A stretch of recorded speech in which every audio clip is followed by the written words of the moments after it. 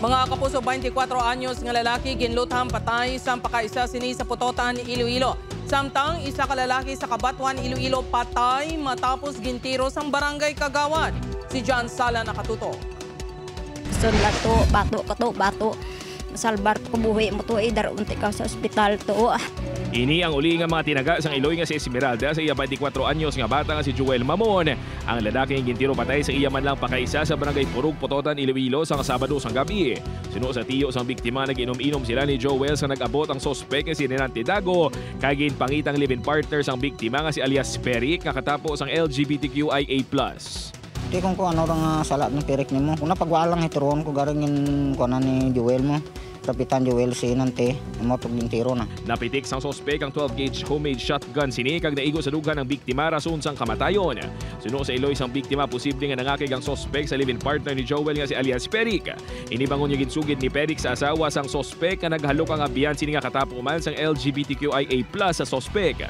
Nag-away ang mag-asawa rason niya ginsurong sang sospek si Peric. Apang sunod naman sa kapulisan madugay nang hindi pabor ang sospek sa relasyon ni Joel kag ni Peric. Against ni siya sa relasyon nila nga duha mo to nga i-confront yata ni ang si Peric. Gilayon niya nalang yung sospek apang nadakpan sa kapulisan sa barangay Aglobong, Haniway kahapon sang hapon. Tuman ang paghinulsol sang sospek sa nahimo sini sa iya pakaisa. Pasensyahan nila ko sir kung hindi ko marangad. Ginurutan ng batas nga partido ng pagkisama man. Suno kay Dago updanay sila sang biktima kag duha ka abyan nga mga miyembro man sang LGBTQIA+ community nga nagainom-inom sang November 4 kag wala sini nadumduman ang natabo bangod sa kahulugbon. Sang Sabado, may ginpakita siya nga picture ang biktima nga ginkaakig sini. Pag picture dak na kanu ay kukbalo.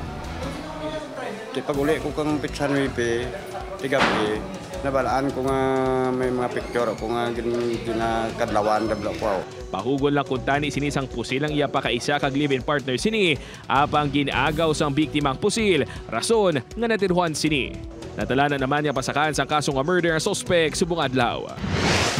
Samtang nagapabili naman nga at large ang barangay Kagawad nga nagtiro patay sa 34 anyos nga si Rasmol Rapista sa barangay Kalawagan, Kabatuan, Iloilo sang Domingo. Suno sa kapulisan nagsugat anay ang biktima kag ang sospek si barangay Kagawad Donald Torquemada kag dito natabo ang pagtiro patay sa biktima. Ito ni biktima nagamotor, sakay sa motor, tapos nagasugatan na sila sa barangay Kagawad, kaga dito naga-draw ang Kagawad sang iyang armas. Suno sa punong barangay, antes ang insidente nakapanugin ang sospek nga may natabo nga pagsabtanay sa tunga nila sang biktima. Mati ko ka istorya ni Kunsyal karang kung naging saway naman akong kapondan. Imbis matabo sinda. Pagrinti nagsuay sang nung duwa blak. Aminado ang punong barangay nga sa lawayo ng biktima ilabi na kung makainom. Igapasaka naman sa Kabatuan MPS ang kaso nga murder batok sa barangay Kagawad.